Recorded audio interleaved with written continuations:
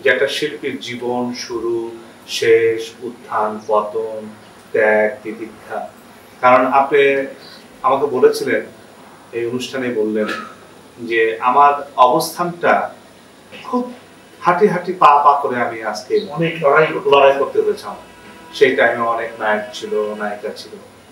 তবে আমি বলবো যে 54-5 হিরোইন হবে, সবার সাথে কাজ করেছি। আমি কোন নতুনকে অবহেলা করি না, যেহেতু আমি অনেক সময় অবহেলিত হয়েছি।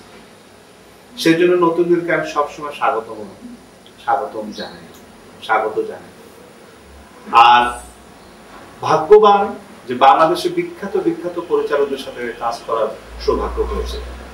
শেষ ছবি আমার মায়ের মর্যাদা, দেবী বিশ্বাসের ছবি, উনি মারা গেছেন। ওনারও ছবি আমি করেছি মায়ের মর্যাদা। হাতে গোনা 10-12 জন পরিচালকের ছবি আমি করিনি, বাকি সব ছবি পরিচালকের ছবি আমি করেছি, কাজ করার সুযোগ পেয়েছি। এই জন্য যারা আমাকে নিয়ে কাজ করেছেন বা যেসব নায়িকাদের সাথে আমি কাজ করেছি, তাদের সবাইকে আমার আন্তরিক ধন্যবাদ। আপনারা সবাই সুস্থ থাকুন, ভালো থাকুন, সুন্দর থাকুন। কারণ আপনাদেরও সাহায্য সহযোগিতার কারণে আমি কিন্তু নায়ক মান্না হয়েছি। আমি একা মান্না কিন্তু কোনো কিছু করতে পারিনি।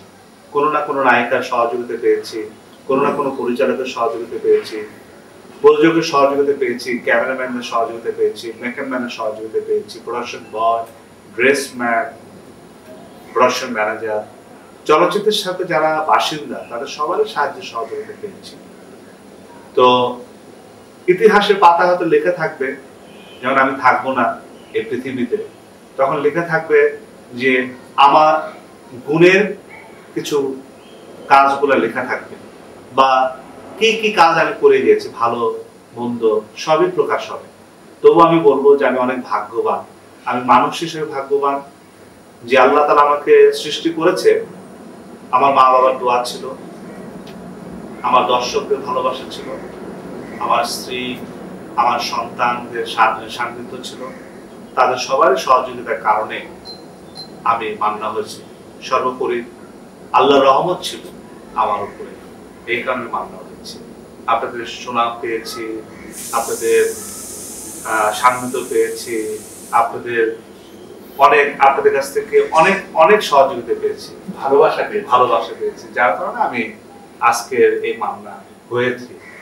এবং কতটুকু সফল এটা আমি বলবো না, এটা আমার দর্শকরা বলবে, আপনারা বলবেন, এবং আমাকে যারা ভালোবাসেন তারা বলবেন।